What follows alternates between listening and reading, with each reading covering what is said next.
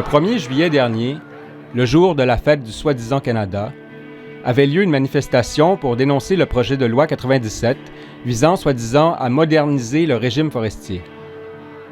Depuis quelques mois déjà, différents groupes issus des Premières Nations dénoncent ce projet de loi développé à la faveur des compagnies forestières. Des chefs héréditaires de territoire, Atikamekw et Innu, ont bloqué l'accès aux zones de coupe forestière dès le début du printemps, en Mauricie et au Lac-Saint-Jean, à travers l'alliance Mamo-Premières Nations. Le chef de l'APNQL, de son côté, dénonce aussi ce projet de loi et demande au gouvernement qu'il en fasse une refonte substantielle, puisque ce projet de loi irait à l'encontre de la Déclaration des Nations unies sur les droits des peuples autochtones.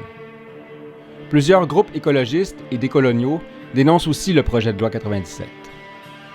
C'est dans ce contexte que cette manifestation du 1er juillet, Fête du Canada, organisée à l'initiative d'Émilie Flem, a eu lieu.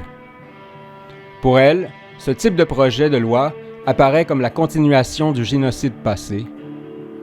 Écoutons-la. Un génocide qui change de visage, plus sournois, plus difficile à percevoir, mais tout aussi réel. Il passe par les lois, par les coupes forestières, par la dépossession des terres. Et il continue de nous effacer, lentement, méthodiquement.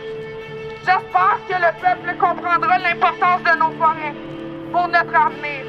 Non, on n'en veut pas d'argent, on l'entend souvent celle-là, que les Autochtones, ils veulent de l'argent.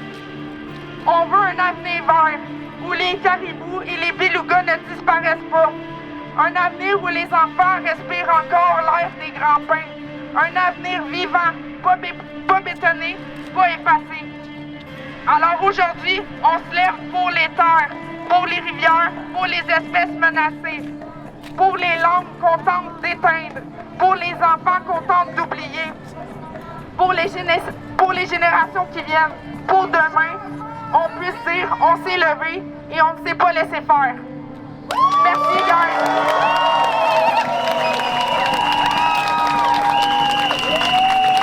Je vais passer la parole à Xan.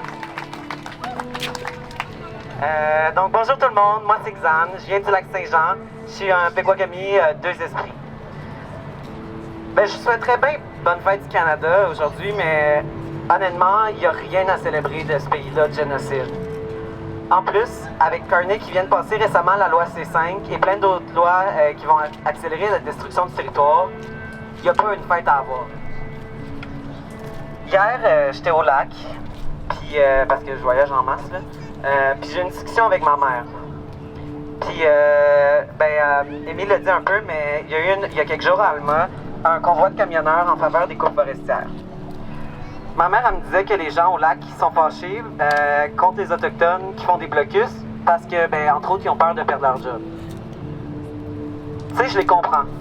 Puis, tu sais, récemment même, qu'il y a quelqu'un dans ma famille, un travailleur forestier, qui a perdu sa job. Puis je suis pas content de ça, tu sais, je suis pas genre « yes, il a perdu sa job ». Je comprends que, tu sais, ces personnes-là, tu sais, ils ont des familles à nourrir, ils ont une vie à préserver.